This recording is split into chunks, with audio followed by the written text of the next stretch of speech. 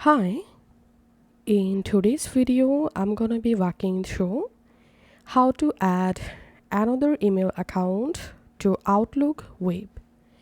So open your Outlook Web, and now as you can see, I've already signed into my Outlook account. Now to add another Outlook account here, just click on your profile photo and here click on sign in with a different account.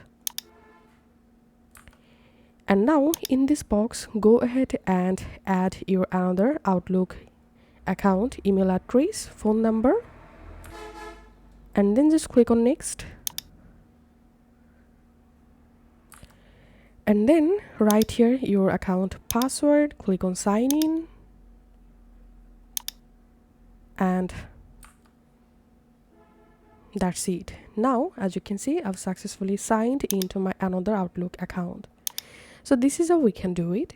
If this video helped you out, please leave a like and leave a comment down below. Thank you for watching.